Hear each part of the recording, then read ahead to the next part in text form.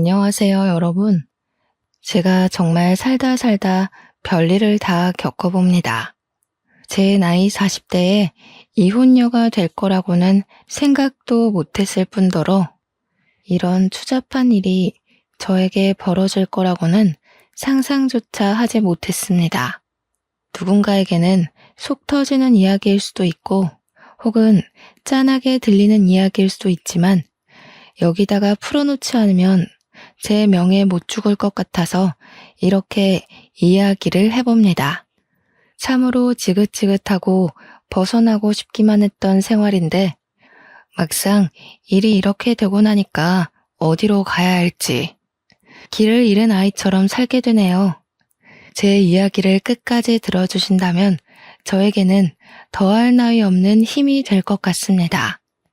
저는 20대 중반쯤 6살 연상인 남편과 결혼을 하게 되었습니다. 저와 남편의 고향은 경북 상주였고 가부장적인 남편네 집에서 그러니까 시댁에서 어린 마음에 상처를 받으며 고생고생하며 신혼살림을 했습니다. 남편이 그때까지 제대로 된 직장이 없었기 때문에 곶감 농사를 하는 시댁에서 호되게 혼이 나면서 일을 도우며 살고 있었죠. 고생 끝에 낙이 온다고 줄줄이 낙방만 하던 취업이 드디어 성공을 하고 말았습니다. 저는 서울에 올라간다는 설렘보다 드디어 시댁에서 벗어날 수 있다는 마음에 하루하루 손을 꼽아 서울로 상경하는 날을 기다렸죠. 시모는 끝까지 서울에 가면 고생한다고 이 동네에서 먹고 살 일을 찾아야지 서울에 가느냐고 남편을 뜯어 말렸습니다. 하지만 그때에는 서울에 간다는 사실 자체가 성공을 했다는 증명이기도 했기에 남편은 그 손을 뿌리치고 저와 서울에 올라왔습니다. 처음에 상주 촌년이 서울의 빌딩 숲을 보고 얼마나 놀랬는지 모릅니다. 서울에 오니 시집살이 시키던 시모가 없어서 얼마나 행복했는지 마음의 안정이 빠르게 찾아오더라고요. 제가 또 하필이면 친정 부모 없이 자란 천의 고아였거든요. 제가 어릴 때 두 분 모두 돌아가신 걸로 알고 있습니다. 물론 정확한 사정은 모르지만 동네 사람들이 저를 품앗이하듯 키워주셨는데 모두들 저에게 부모님이 돌아가셨다고 말을 해주셨어요. 저는 마을 주민들의 도움이 없었더라면 한겨울에 추위에 얼어 죽었거나 배가 골아 죽었을지도 모릅니다. 저는 어릴 때부터 마을에 온갖 자비를 하면서 밥을 얻어먹었고 학교를 다녔습니다. 그래서 지금 남편과 결혼한다고 시댁을 방문하여 인사를 드렸을 때 시모는 밥주걱을 저에게 던지시기도 했었습니다. 어디 만날 여자가 없어서 마을 사람들이 업어 키운 계집애를 데리고 오냐고 부모 목숨 뺏어간 계집애라고 재수없다고 하셨습니다. 남편이 박박 우겨서 결혼을 하긴 했는데 취업이 되지 않아서 2년 동안 시댁에 얹혀 살아야 했죠. 그 인연이 정말 저에게는 두 번 다시 겪고 싶지 않은 지옥의 기간이었습니다. 세상에 시집살이를 이렇게까지 시킬 수 있나 싶을 정도로 저희 시모는 지독한 사람이었습니다. 상주가 또 곶감이 워낙 유명한 곳이지 않겠습니까? 시댁이 꽤 큰 농장을 가지고 있었는데 인터넷에 상표만 쳐도 줄줄이 고급 곶감으로 나오는 그런 업체를 운영하고 계셨습니다. 그 곶감을 제 손으로 일일이 말리고 털어내고 엮고 하면서 만든 것입니다. 그거야 뭐 잡노동이기도 했고 밥을 얻어먹기 위해 다른 집에서도 했던 일이기에 익숙하긴 했던 터라 괜찮았습니다. 근데 그 일을 하다 보면 진짜 손끝에 있는 감각이 다 사라질 정도로 쓰라리고 아프거든요. 그런 와중에 식사를 차려야 하니까 주방에서 밥을 짓고 있으면 일부러 보일러를 꺼두시는 게 우리 시모였습니다. 찬물만 쓰라고 하는데 손끝에 찬물이 닿으면 정말 악소리가 절로 나올 정도입니다. 치졸하게 저를 괴롭히셨던 거죠. 제가 그 2년 동안 살이 쭉 내려서 볼품이 없을 정도로 마르기도 했답니다. 오죽하면 동네 아주머니들께서 그 집 시집살이가 얼마나 심하면 우리 끝순이 살이 다 빠져서 시체 같다고 할 정도였습니다. 아, 제 이름이 끝순이는 아니지만 동네 품앗이를 하며 자랐다고 하지 않았습니까? 동네 분들은 애칭처럼 저를 모두 끝순이라고 불러주셨습니다. 집안의 막내딸이다 하시면서요. 동네 분들이 전부 제 어머니이자 아버지셨죠.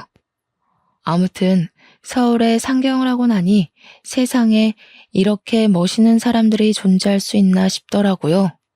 길을 가다 마주치는 사람들이 전부 연예인 같고 모델 같고 그랬습니다. 하나같이 세련되고 화장도 어쩜 저리 잘하는지 저 같은 촌년은 꿈에도 못 꿀 정도더라고요. 남편은 서울에서 일을 하게 되면서 상주에 있는 시모의 사업장에서 일을 할 때보다 훨씬 많은 돈을 벌기 시작했습니다. 하지만 돈을 많이 벌어봐야 어마어마한 서울 물가에 기가 죽어 저희는 혀를 내두르면서 지내야 했죠. 그나마 시댁에서 저희가 상경할 때 집을 구할 돈을 빌려줘서 다행이었습니다. 그거마저 없었더라면 정말로 지하 단칸방에서 집을 구할 돈을 언제쯤 모으려나 하면서 손가락만 빨면서 지냈을지도 몰라요. 시댁이 곶감 장사를 하면서 꽤 많은 돈을 벌어서 다행이었다고 생각합니다. 물론 시모는 그만큼 저를 부려먹긴 했지만요. 하나뿐인 아들이라고 저희한테 주택 전세를 얻을 만큼은 빌려주었죠.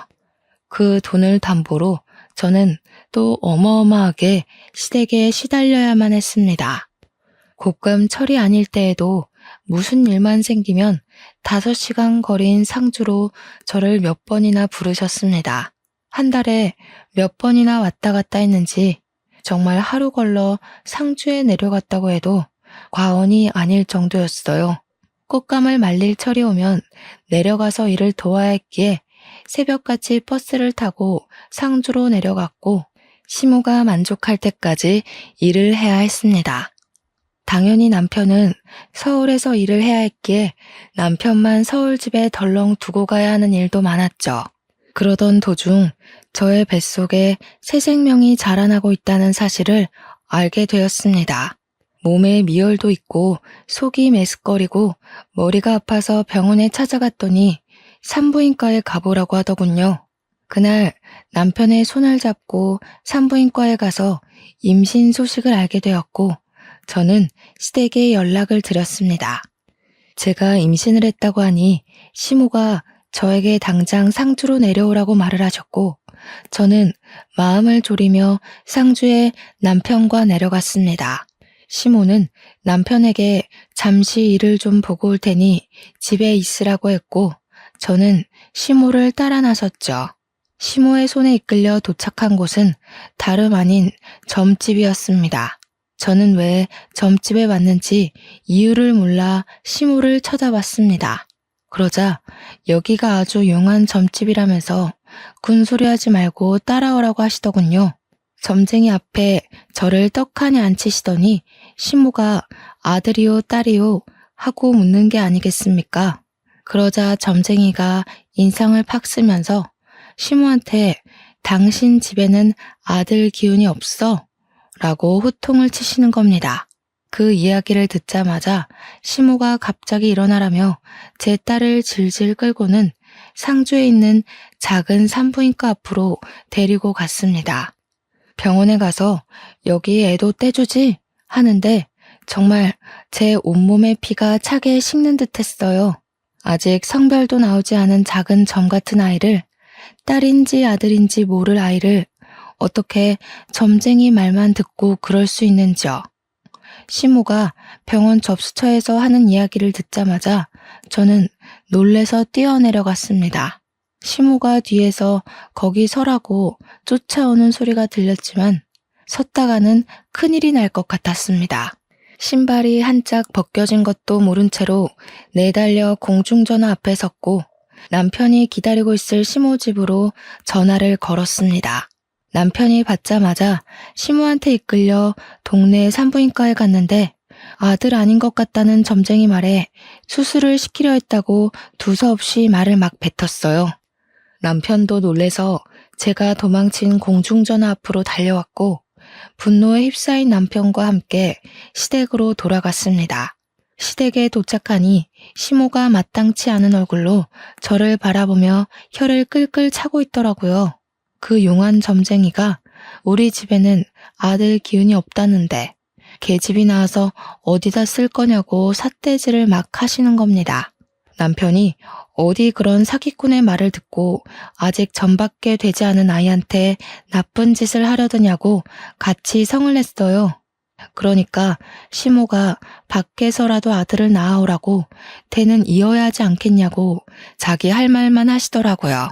남편은 산모 앞에서 그런 이야기 하지도 말라고 하셨고 저는 그제야 한쪽 발이 맨발인 걸 알게 되었습니다.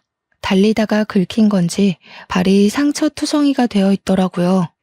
그 발을 보는데 너무나도 제 처지가 어떤지 느껴졌어요. 시모는 자기한테 성을 내는 아들에게 실망했다며 아들 키워봐야 소용이 없다고 가슴을 막 치셨습니다. 그러자 남편이 아들 키워봐야 소용없는데 왜 우리한테 아들 낳아오라고 타령을 하냐면서 서울 가겠다고 했습니다. 표독스럽게 저를 바라보던 시모는 여우 같은 년이 우리 아들을 홀려놨다고 저랑 함께 막 달려오시더라고요. 저는 너무나도 공포스러웠습니다. 시모가 달려오는데 정말 눈을 뒤집으면서 달려오시더라고요. 다행히 남편이 왜 이러시냐며 시모를 내동댕이 쳤고 엉덩방아를 찌른 시모는 그 자리에 주저앉아 엉엉 우셨습니다. 남편은 저에게 미안하다고 계속 사과를 하고 시모는 저한테 애를 당장 지우라고 우리 아들이 힘들게 번 돈 딸에게 쓸 수 없다고 소리치셨죠. 결국 남편은 시모에게 사과하기 전에도 전화도 하지 말고 찾지도 말라고 하고는 저를 끌고 서울에 올라왔습니다. 서울로 가는 차 안에서 남편이 아직 판판한 제 배를 만지며 울더라고요. 이제 시댁에 오지 말라고. 아이를 낳을 때까지는 죽어도 오지 말라고요. 그 뒤로 저는 서울에서 지내면서 어떻게든 시모의 연락을 피하기 위해 노력을 했어요. 곶감 농장의 일이 바빴던 터라 시모가 서울에 올라올 수 있는 날이 없었기에 그나마 다행이었다고나 할까요? 임신 5개월쯤 되었을 때 병원에서 넌지시 아이의 내복은 파란색으로 준비하시는 게 좋겠네요. 라는 이야기를 듣고 나서야 뱃속의 아이가 아들이라는 걸 확신했습니다. 무당이 정말 사기꾼이었는지 아들 기운이 없다더니 떡하니 아들을 임신하고 있었던 거죠. 혹여라도 그날 도망을 치지 못해서 수술대 위에 올랐더라면 우리 떡두꺼비 같은 아들은 만날 수 없었을 겁니다. 우여곡절 끝에 결국 아들을 무사히 낳았고 병실에 누워있다가 잠이 들었는데 누군가 쳐다보는 느낌에 눈을 뜨니 시모가 저를 빤히 보고 있더라고요. 순간 어찌나 놀랐는지 입에서 악소리가 절로 나왔습니다. 시모가 겸연쩍어 하면서 저한테 그러더군요. 그래, 고생했다. 아들 낳았으니까 할 일 다 했다. 하시면서 제 손을 잡는 겁니다. 저는 솔직히 소름이 돋았습니다. 태도 변환이 너무 빠른 것 아닌가 싶었거든요. 저도 말이 곱게 나오지 않았기에 시모한테 어머님이 애 지우라고 할 때 지웠으면 큰일 날 뻔했네요.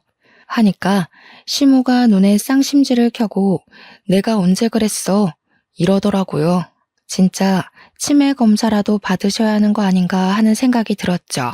자연분만이었지만 꽤 난산을 겪었던 터라 다른 산모보다 이틀을 더 입원해 있었는데 집으로 돌아와서도 시모가 상주에 내려갈 생각을 안 하더라고요. 그러면서 저한테 우리 남편을 낳았을 때 엄청나게 힘들었었다면서 너는 애도 잘 낳는다 하시며 본인 이야기를 하시더라고요.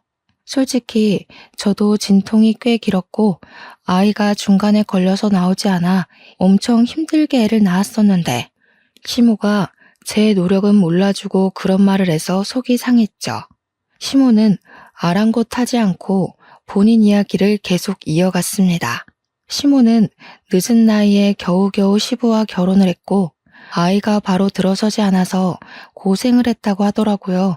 2번의 유산을 했고 3번째에서야 겨우겨우 남편을 낳을 수 있었는데 그때가 이미 30대 중반을 넘겨버린 나이여서 시댁에서 엄청난 구박을 받았다고 했어요. 겨우겨우 아들을 낳았으니 목숨 유지하고 살았지 딸을 낳았으면 쫓겨났을 거라고 훌쩍이시더라고요. 그러면서 딸은 전혀 도움이 되지 않는다고 계속해서 이야기를 하시는데 저나 시모나 둘 다 여자 아닌가요? 그냥 그 이야기 자체가 제가 딸을 낳았더라면 널 내쫓았을 거야 하는 이야기로밖에 들리지 않았습니다. 듣기 싫었지만 본인 말만 하시는 시모의 이야기를 끝까지 들을 수밖에 없었죠. 그때는 조리원 같은 게 제대로 되어 있던 시절은 아니었기에 집에서 몸조리를 해야 했습니다. 시모가 상주에 내려갈 생각을 도통 하지 않으니 어쩔 수 없이 집에서 시모와 함께 몸조리를 해야만 했어요. 오유 양이 많아서 전몸살이 땅땅하게 뭉쳐 걸릴 때에 풀어줄 생각은 않고 저한테 잔소리만 하시던 시모. 도무지 누가 누굴 도와주러 온 건지 모르겠더라고요. 거기다가 모유 수유를 할 때마다 자꾸 빤히 보시는데 너무 부끄럽고 부담스럽더라고요. 자기 앞에서 모유 수유를 하라고 우리 손자가 잘 빨아먹는 걸 봐야겠다면서 저한테 계속 이야기를 하시는데 정말 너무 싫었어요. 제가 시모랑 목욕탕도 한번 가본 적 없는 사이거든요. 상주로 내려갈 생각은 전혀 없으시고 자꾸 저를 힘들게만 하시니까 결국 남편한테 도움을 요청했습니다. 어머님이 너무 부담스럽게 하고 사사건건 집안일로 트집을 잡아서 도무지 몸조리를 할 수 없다고요. 그런데 남편이 저한테 그러더군요. 오죽 손자가 보고 싶으면 그런 눈치를 주는데도 여기 붙어 있겠냐고요. 제 편을 들어주겠다던 남편은 아들을 낳자마자 손바닥 뒤집듯이 태세를 바꾸더군요. 몸조리 해야지 하시면서도 손 하나 까딱하지 않으시는 시모 덕에 제가 먹을 미역국도 제가 끓이는 신세가 되었습니다. 시모가 그 정도는 해줄 거라고 생각했는데 제가 미역국을 끓이니 고기를 넉넉하게 넣어야 아범이 좋아하는데 이런 이야기만 하시더라고요. 남편이 퇴근하고 집으로 돌아오면 8시 정도 되는 시간이었거든요. 그러면 저는 이미 일찍 저녁을 먹고 애를 재우고 있는 시간이었단 말이죠. 아무래도 신생아니까 자주 먹고 자주 자고 저도 아이랑 같이 틈틈이 자야 하니까요. 남편이 오는 시간이면 잠에 들 시간인데 그때부터 집안에서 맛있는 냄새가 아주 솔솔 풍기기 시작합니다. 신모가 남편 준다고 그때부터 부지런히 저녁상을 차리는 냄새였죠. 저는 몸조리 해야 된다고 내내 미역국만 먹이시고 그나마 그 미역국도 제가 끓인 거고요. 남편은 바깥일하고 왔으니 몸보신 든든하게 해야 된다면서 갈비찜에 꽃게탕에 난리가 났더라고요. 남편은 제가 뭘 먹으면서 버티는지 모르니까 엄마 손맛이 최고라면서 신나서 어쩔 줄 모르고요. 시모가 또 오죽 남편 입맛을 잘 알겠습니까? 허구한 날 애가 울든 말든 시장 가서 장을 봐오는데 진짜 너무 서럽더라고요. 우는 아이 달래느라 저는 밥이 코로 넘어가는지 입으로 넘어가는지 모르면서 지내고 있었는데요. 어느 날은 애가 새벽 내내 울기 시작하는 겁니다. 배앓이라는 게 뭔지도 잘 모를 때라 그저 아이가 잠투정을 한다고 생각했죠. 동네가 떠나가라 얼굴이 새빨갛게 변할 정도로 자지러지면서 울기 시작하는데 시모가 갑자기 부부 침실에 문을 벌컥 열고 들어오더라고요. 아무리 애가 운다고 해도 그렇지. 부부가 사용하는 침실을 노크도 없이 야밤에 벌컥 열고 들어온다는 게 상상이나 가시나요? 그러더니 저보고 성질을 확 내면서 애를 안고 나가라는 겁니다. 제가 네? 무슨 말씀이세요? 하고 물어보니까 남편 잠 못 잔다고 나가래요. 주섬주섬 애를 포대기에 업고 나오니까 거실에 있지 말고 밖으로 나가라는 겁니다. 시모 본인이 남편이 아기 때 울면 그렇게 밖으로 나가서 동네를 몇 바퀴 돌았다면서 저보고 나가래요. 아무리 여름이라지만 모기도 많고 할 텐데 어딜 나가냐고 했더니 저한테 그럼 우리 아들 잠도 못 자고 출근하라는 게야? 난리가 났더라고요. 결국 저는 애만 덜렁 안고 쫓겨나서 어쩔 수 없이 애를 재우기 위해 동네를 세 바퀴나 돌았습니다.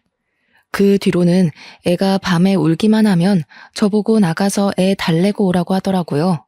도대체 저는 잠을 언제쯤이나 잘 수 있는 걸까요?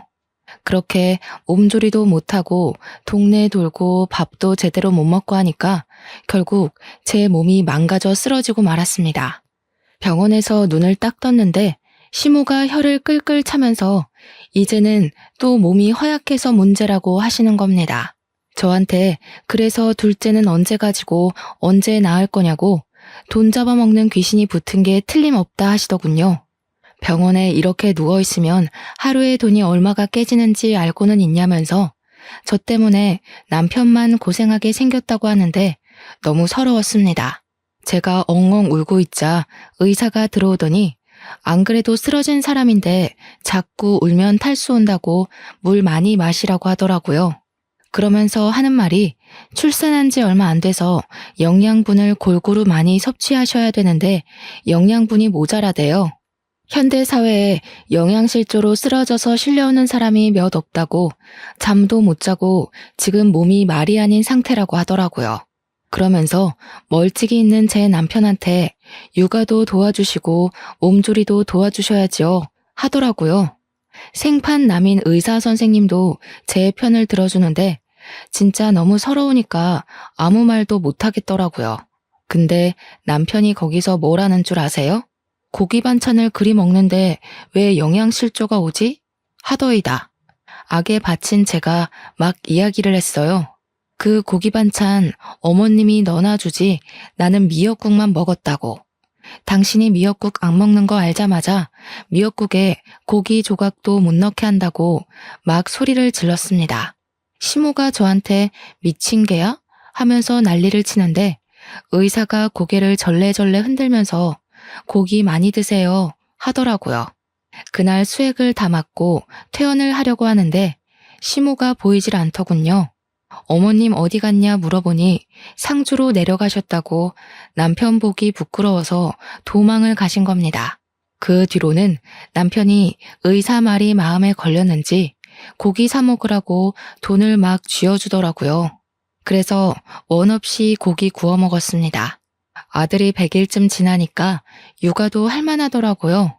아이를 키우면서 누가 제일 보고 싶었는지 아세요? 나를 낳아준 부모도 아니고 자기 자식도 아닌데 저를 챙겨주시고 키워주셨던 상주 사람들이 보고 싶더라고요.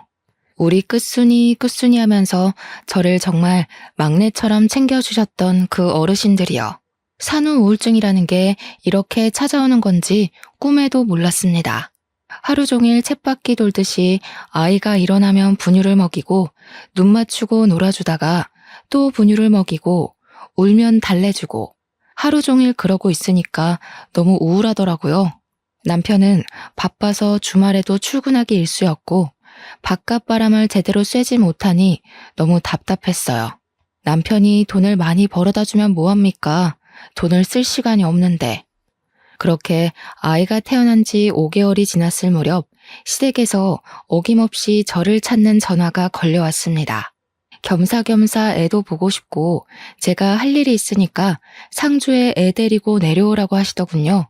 꽃감 시기가 다가온 것이었습니다. 남편 보고 같이 가주면 안 되냐고 물었더니 일이 바빠서 도무지 같이 갈 시간이 나지 않는다고 혼자 갔다 오라고 하더군요.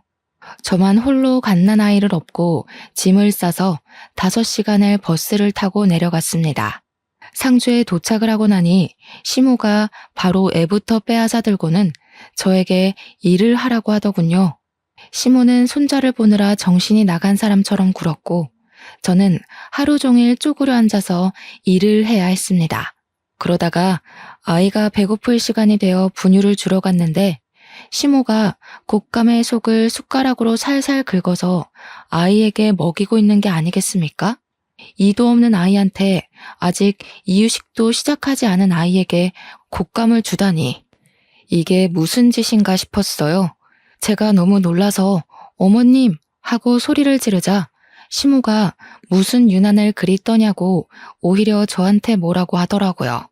속만 살살 긁어서 준 거라고 하더라고요. 제가 이유식 시작도 안 한 아이한테 무슨 일이 생길 줄 알고 그걸 주시냐고 했죠. 그러니까 시모한테 그게 무슨 말버릇이냐고 트집을 잡더니 우리 남편도 어릴 때 다 곶감 먹고 컸다고 성을 내시더라고요. 애 보는 거에 참견할 시간 있으면 곶감 하나 더 엮고 오라고요. 평소에 조용한 시모의 집에서 아기 울음소리가 들리니 상주 사람들이 끝순이가 동네에 왔나 보다 싶어서 시모 집으로 찾아왔어요.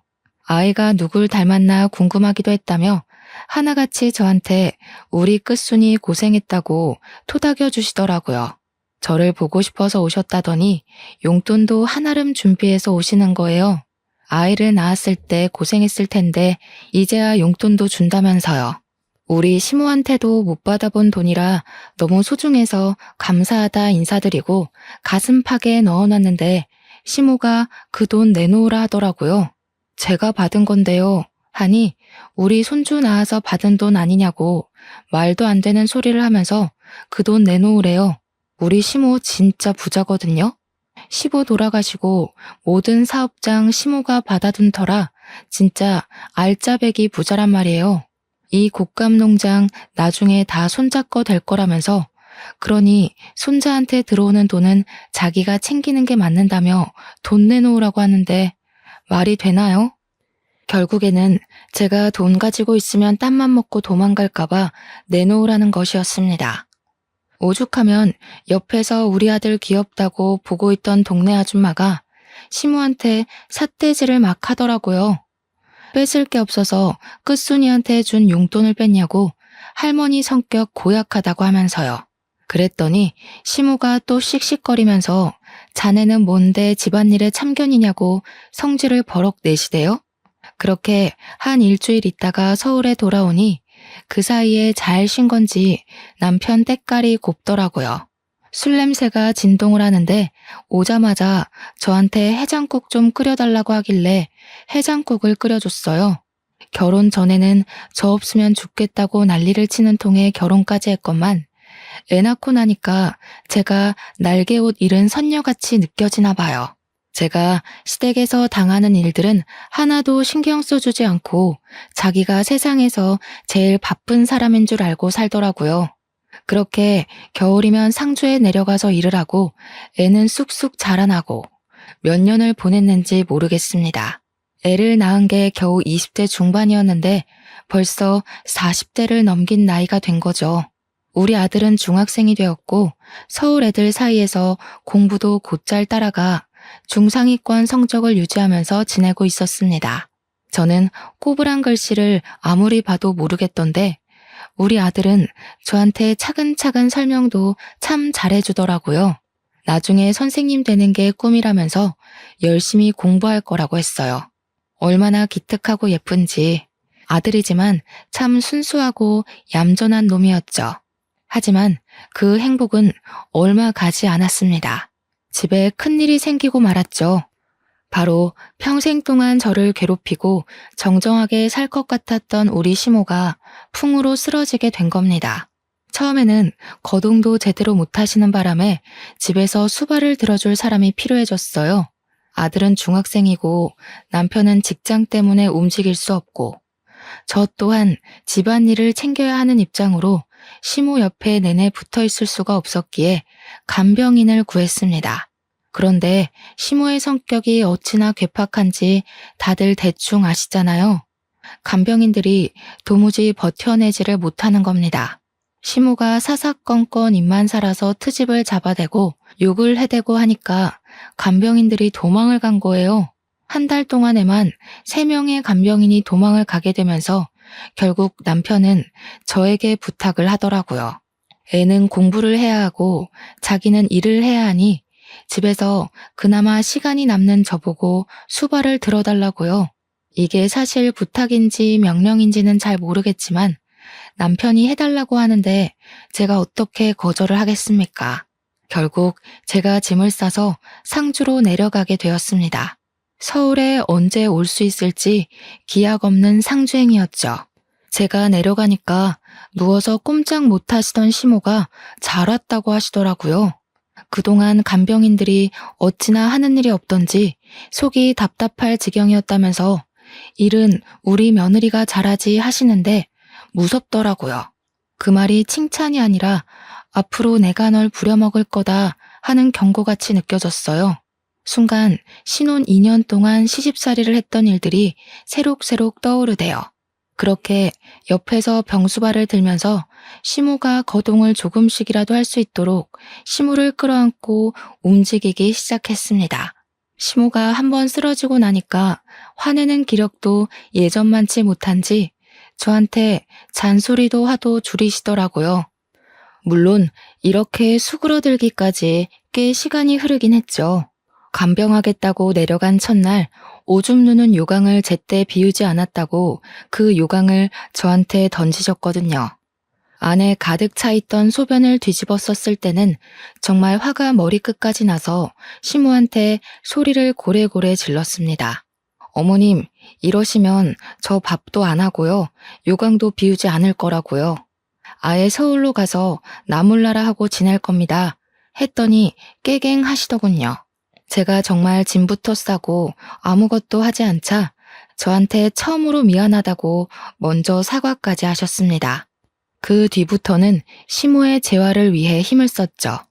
그나마 남편이 돈을 꼬박꼬박 보내주어서 읍내에 있는 정형외과 선생님의 도움을 받아 마사지도 해드리고 거동을 도와주는 보조기구도 샀어요. 하지만 시모를 돌보는 일만 저에게 주어진 것은 아니었습니다. 우리 시모 농장의 규모가 꽤 컸거든요. 곶감 사업장도 큰 업체였고요. 그 관리가 전부 제 몫이 되고 만 거죠. 시모가 움직일 수 없으니 제가 매일같이 출근을 해서 농장을 한두 시간 돌봐야 했습니다. 시모가 낮잠을 자는 틈에는 공장 시차를 가고 시모가 깨어있을 때는 식사도 차려야지, 씻겨드려야지, 운동도 해야지. 엄청 바빴습니다. 얼마나 깔끔을 떠는 분이신지 하루에 한 번 씻지 못하면 혓바늘이 돋는다고 하시더라고요. 처음에는 시모가 목욕하는 것만 옆에서 도와드렸는데 결국에는 저도 온몸에 물을 뒤집어 쓰게 되더라고요. 그래서 그냥 시모랑 같이 씻게 되었죠. 정정할 때는 목욕탕 한 번 같이 가본 적 없는 사이였지만 늙어서 하게 되네요. 시모 등도 빡빡 밀어드리고 씻고 나서 머리도 정갈하게 정리해드리고 스킨 로션도 다 발라드리고요. 거동을 조금씩 하게 되긴 했지만 화장실이 급할 때는 제가 똥오줌도 다 받아드리고 했어요. 식사를 하실 때도 손을 자꾸 떠시니까 제가 먹여드리게 되었고요. 그렇게 3개월을 조금 넘는 시간 동안 시모와 둘이 상주에서 지내게 되니까 서울에 있는 남편이랑 아들이 문득 궁금하더라고요. 그래서 전화를 했더니 아들이 받는 겁니다. 잘 지내냐고 물어보니까 애가 기가 팍 죽은 목소리로 응 하고 대답을 하는데 서글펐어요. 밥은 잘 챙겨 먹는 거냐고 엄마가 주말에 한번 올라가겠다고 하니 제가 보고 싶어 죽겠다고 이야기를 하더라고요. 아들이 그렇게 이야기를 하니까 당장이라도 달려가고 싶은 마음이 들어서 시모에게 이야기를 했죠. 주말에 서울에 좀 다녀올게요 하니까 제가 없으면 불안한 시모가 손자를 상주로 오게 하면 안 되냐고 하는 겁니다. 그래서 아들에게 혹시 주말에 상주로 내려올 생각 있냐고 물어보니까 냉큼 오겠다고 하더라고요. 아들 사랑, 손자 사랑이 대단한 우리 시모는 우리 아들이 내려오자마자 신이 나서 난리가 났습니다. 예쁘다 예쁘다 하면서 아들한테 어디 숨겨놨던 돈을 막 주는 거예요. 그러면서 넌지시 아범은 왜 안 내려오냐고 물어보더라고요. 아들이 아빠 바쁘대요. 저만 다녀오랬어요 하는데 시모 얼굴에 실망이 가득하더라고요. 금이야 오기야 키운 아들이니까 더 서운하고 그랬겠죠. 자식 새끼 키워봐야 소용 하나도 없나 하시는데 제 마음이 더 무너지는 것 같았습니다. 그렇게 주말이 지나고 아들이 올라가니까 시모가 너무나도 적적해해서 남편에게 전화를 걸었습니다. 여보, 주말에 상주 좀 와. 어머님이 보고 싶으신가 봐. 하니까 남편이 저한테 자기는 뭐 서울에서 놀고 있는 줄 아냐면서 바쁘다고 아무 때나 전화하지 말래요. 그러더니 전화를 뚝 끊어버리는 게 아니겠어요? 황당해서 하고 있는데 시모가 아범이니? 하시대요. 그래서 아니에요, 친구예요. 했습니다. 시모가 넌지시 아범이 참 못됐어. 어찌 제 어미가 아픈데 한 번을 안 오냐고 하더라고요. 그래서 제가 있잖아요. 어머님, 제가 살가운 며느리는 아니었죠. 하니까 시모가 갑자기 눈물을 훔치시는 겁니다. 아니다, 얘야. 내가 못됐지. 허구한 날 찬물에 설거지 시키고 시집살이 시키고 그때는 우리 아들이 뭐가 모자라서 너랑 결혼하나 했다. 내가 우리 손주 밖으로 나오지도 못하게 할 뻔했고 이 늙은이가 이제 와서 벌 받는갑다. 그렇게 말씀하시는데 저도 눈물이 주르륵 나더라고요. 그러면서 시모가 저한테 자기 죽으면 그래도 곶감 손질도 다 할 줄 알고 공장 굴러가는 법도 알고 있으니 사업체를 물려받으면 되지 않겠냐고 하시더군요. 애는 서울에서 공부시킨다 해도 저는 여기 내려와서 가업 이어나가면 돈 걱정은 없이 살 수 있을 거라고요. 옛날에는 다 제가 싫고 미워서 그런 잡일들을 시키는 거라고 생각했는데 그게 아니었던 거죠. 곶감 엮는 것부터 고르는 법 하나하나 시모가 저를 붙잡고 알려주었던 게 생각이 나더라고요. 그게 다 나중에 저에게 이 사업체를 물려주기 위해서 알려주셨던 거였어요. 그렇게 시모랑 부대끼며 산 지 1년이 조금 넘었을 때 저와 시모는 정말 많이 친해졌습니다. 그동안 우리 아들도 주말이면 상주에 내려와서 지냈고요. 그러면 제가 또 반찬 같은 걸 바리바리 싸서 보내주곤 했어요. 우리 아들 잘 먹고 잘 컸으면 좋겠어서요. 우리 아들이 어느 날 저에게 자기도 상주에 내려와서 살면 안 되냐고 물어보더라고요. 저는 아들에게 서울에서 공부해야지 여기는 학교도 없으니까 별로 좋은 환경은 아닌 것 같다고 이야기를 했습니다. 그러니까 아들이 서울이 싫다고 하는 겁니다. 무슨 일 있냐고 물어봐도 아무 일 없다고 말을 하는데 제 마음은 또 그게 아니더군요. 그래서 아들이 자는 사이에 남편에게 전화를 걸었습니다. 밤 11시가 넘어가는 시간이라 남편이 자고 있나 싶긴 했지만 오기가 생기더라고요. 2번, 3번, 4번 전화하는데 계속 받지 않으니까 받을 때까지 전화를 걸었습니다. 11번째 드디어 전화를 받더니 버럭 소리를 지르는 거예요. 야, 왜 자꾸 전화를 하고 그래? 그렇게요. 저는 왜 전화를 안 받냐고, 뭐 하고 있었냐고, 우리 아들한테 무슨 일이 있길래 자꾸 상주에서 살고 싶다고 이야기하는 거냐고 물어봤죠. 그랬더니 저한테 그놈이 상주에 있는데 왜 자기한테 물어보냐고, 서울이 싫은가 보지, 상주에서 살라고 해, 하는 겁니다. 그러면서 돈은 꼬박꼬박 보내줄 테니까 걱정하지 말고 상주에서 지내라고 하는데 순간 느낌이 쎄하더라고요. 이놈이 바람이라도 났나? 왜 자꾸 나랑 아들을 상주에서 못 올라오게 하려는 걸까 싶고요. 자꾸 전화도 피하고 전화하지 말라고 하는 것도 이상하게 느껴졌어요. 전화를 끊고 한참을 전화기 앞에서 멍하니 있었는데 뒤에서 기척이 느껴지더라고요. 아범이 바람이 났다냐? 저는 소스라치게 놀랐습니다. 분명 우리 시모가 자고 있는 걸 확인하고 남편에게 전화를 건 것이었거든요. 한 번 잠들면 누가 업어가도 모르게 깊게 잠을 자는 시모라서 안심하고 있었는데 거기다가 시모가 9시면 잠자리에 드시거든요. 시간이 11시가 훌쩍 넘었는데 갑자기 일어나서 말을 거시니 제가 얼마나 놀랐겠어요. 바람이라뇨. 에이, 설마요 어머님. 아범이라면 계집질을 하고도 남지. 지 아비가 그러다가 일찍 죽은 거 아니여. 그 피가 어디 가겠어? 망할 놈의 새끼. 돌 맞아도 싼 새끼 같으니라고. 시모가 남편 욕을 하는 걸 생전 처음 본지라 저는 어안이 벙벙했습니다. 그러더니 저한테 당장 내일 아침 첫 차를 타고 서울에 가서 그놈을 족치고 오라고 하시는 겁니다. 제가 놀라서 네? 하고 물어보니까 하루 정도는 옆집 윤씨네한테 도와달라고 하면 될 거라고 하시더라고요. 그러면서 아침에 눈 뜨자마자 터미널로 가서 서울에 갔다 오라고 하셨어요. 가서 바람이 난 게 맞으면 발로 차주고 오해가 있는 거라면 다 풀고 오라고 하시더라고요. 그래서 저는 아침에 눈 뜨자마자 윤씨네 아주머니에게 길어야 이틀이라고 시무를 부탁드린다고 말씀을 드린 후 아들과 함께 서울로 향했습니다. 혹시나 싶어서 아들에게 혹시 너네 아빠 바람났냐고 물어보니까 아들 눈동자에 지진이 나더라고요. 알고 보니까 바람난 지 꽤 됐더라고요. 제가 상주를 오고 가고 할 때부터 그런 낌새가 있었던 거예요. 한 번 오면 며칠을 여기서 머물렀으니까요.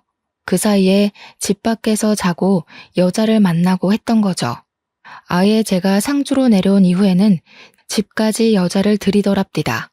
아들이 미쳤냐고 하니까 아들한테 너만 입 다물고 있으면 된다고 했대요.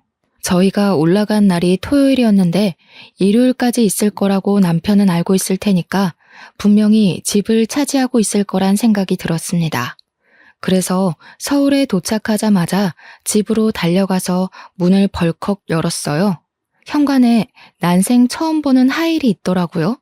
냅다 안방 문을 열었습니다. 해가 중천에 떠 있는데도 안방 침대에서 둘이 누워 자고 있더라고요. 방안 가득 술 냄새가 진동하고요. 온몸이 부들부들 떨리는데 이대로 두고 볼 수 없으니까 화장실에 가서 시리게 찬물을 바가지에 담아 자고 있는 그 두 년놈들을 향해 뿌렸습니다. 둘 다 혼비백산에서 일어나는데 제가 떡하니 버티고 있으니 저승사자 본 사람처럼 놀라더군요. 이 미친 것들이 당당하게 바람을 우리 집 안방에서 피네? 아들, 증거 남겨. 제 말에 아들이 휴대폰을 들고 사진을 막 찍더라고요. 남편이 이게 무슨 짓이야? 하면서 저한테 당장 나가라고 소리를 치는 게 아니겠어요? 도대체 제가 왜 나가야 하는 건지, 불륜을 저지르고도 저리 뻔뻔할 수가 있나요? 차라리 잘 됐네. 이참에 이혼하자. 안 그래도 어떻게 말을 해야 할지 고민했는데 내 새 여자가 임신을 했거든. 그러니까 우리 깔끔하게 갈라서 자고. 알겠어? 네가 낳은 아들은 내가 포기해 줄 테니까 둘이 잘 먹고 잘 살면 되겠어. 저한테 너네 둘이서 잘 살아봤자 얼마나 잘 살겠냐마는 이러면서 나가라는데 진짜 바보같이 눈물이 나더라고요. 그 길로 아들과 저는 짐을 싸서 상주로 내려왔습니다. 시무를 보자마자 무슨 정신인지 엉엉 눈물이 나더라고요. 상간녀가 있더라. 그 여자가 임신을 했더라. 나한테 이혼하자더라 했어요. 시모가 한숨을 푹 쉬더니 저한테 이혼해라 하시더라고요. 돈은 넉넉하게 줄 테니까 뒤도 돌아보지 말고 서울 가서 살아 하시는데 제가 가면 시모는 누가 돌보냐고 그 여자가 와서 수발될 것 같냐고 했죠. 그러더니 시모가 남편에게 전화를 걸어서 그 다음 주에 그 여자 데리고 한번 와봐라 하시는 겁니다. 저는 이게 무슨 상황인가 싶어서 눈만 동그랗게 뜨고 있는데 시모가 또 어딘가에 전화를 하더니 지금 당장 와주소 하시더라고요. 무슨 일인지 몰라서 멍하니 서 있는데 1시간쯤 지나니까 시내에서 변호사 사무실을 운영하는 변호사님이 찾아오셨어요. 시모가 유언장을 좀 쓰고 싶은데 증여도 가능하죠? 하시는데 저랑 아들은 무슨 상황인지 몰라 가만히 있었죠. 내가 이 집이랑 곡감 농장을 전부 우리 며느리한테 주고 싶은데 며느리한테 줬다간 아들한테 뺏길 수도 있소? 그러니 변호사님이 제가 먼저 사망을 하게 되거나 소송을 걸게 되면 그럴 수 있다고 하시면서 손자에게 증여를 하면 괜찮다고 하더라고요. 시모는 곰곰이 생각하더니 그렇게 하겠다고 하셨습니다. 저와 아들은 소스라치게 놀랐죠. 그러면 증여세를 내가 내더라도 우리 손자한테 증여합시다. 세금 문제는 내가 알아서 다 할 테니까 어디로 내야 하는지만 알려줍소. 그러더니 시모가 우리 아들의 손을 꼭 잡고 이야기를 하시더라고요. 아가, 이거 니 다 주마. 절대로 너희 아비한테 뺏기지 말고 단단히 들고 있어. 그렇게 일주일 동안 어머님은 바쁘게 변호사님과 상의를 해서 모든 명의를 아들의 명의로 돌려주셨습니다. 그리고 약속했던 날짜에 남편과 상간녀가 상주로 찾아왔습니다. 저와 아들을 보더니 여기서 기생하고 있었냐고 하더라고요. 우리 시모가 힘이 잘 들어가지도 않는 손으로 요강을 번쩍 들더니 소변이 가득 차 있는 요강을 남편과 상간녀에게 던졌습니다. 오줌을 뒤집어 쓴 둘은 이게 뭐야 하면서 난리법석을 떨었죠. 이 버러지 같은 것들아. 아범 너는 말이야. 네 아비가 오입질을 하다 죽었는데도 바람을 피워? 내 재산 네 한 푼도 안 준다. 내가 우리 손주한테 다 증여했으니까 2번 다신 상주 땅에 발도 들이밀지 말어. 제 뱃속에도 어머님 손주가 있는데요. 저 자식이 내 자식이 아닌데 그게 어찌 내 손주가 될 수 있소. 우리 집에 아들 기운 없다 하더니 이게 내 아들이랑 절연하라는 소리였는갑소. 너희 뱃속에 애도 분명 고추 안 달렸을 거요. 당장 내 눈앞에서 썩 꺼져. 오줌 뒤집어 쓰고 남편은 씩씩거리면서 엄마 죽으면 재산 못 찾아올 것 같냐고 패드립을 치더라고요. 변호사가 우리 아들한테 증여하면 증여세를 2번 물고 준 거라서 절대 못 찾을 거라고 했지만 알려주진 않았죠. 저는 결국 남편과 이혼을 했어요. 상간녀가 임신해 있었기에 이혼을 해주지 않고 버텨볼까 했지만 시모가 뭘 질질 끄냐고 하시더라고요. 그리고 아들이랑 아예 상주로 내려와서 곶감 농장을 운영하며 시모의 병수발을 들었지만 2년 뒤 겨울에 시모가 돌아가시게 되었습니다. 시모가 그렇게 가시고 아들이랑 저랑 장례 준비까지 다 끝냈는데 남편이 상주에 오더니 재산 정리를 하자고 하더군요. 너 줄 재산 없다고 변호사님이랑 이야기하라고 했어요. 남편은 변호사가 준비한 서류를 죄다 훑더니 정말 시모 명의로 된 재산이 하나도 없는 걸 보고는 부들부들 떨더라고요. 근데 더 웃긴 건 상간녀가 애를 안고 쫓아 내려왔는데 그 애가 딸이더군요. 콩고물 하나 못 얻어간 전 남편이 어떻게 살고 있는지는 그 뒤로 소식을 전해 듣지 못해 모르겠습니다. 저는 시모가 물려준 농장을 잘 운영해가며 아들과 함께 행복하게 살고 있습니다. 동네 사람들도 끝순이 돌아온 걸 축하한다고 저를 2팔 걷고 도와주신 덕분이죠. 우리 시모 하늘에서 다시 만나는 그날까지 저를 응원해 주실 거라 믿고 오늘의 사연은 여기까지 올려보도록 하겠습니다. 감사합니다.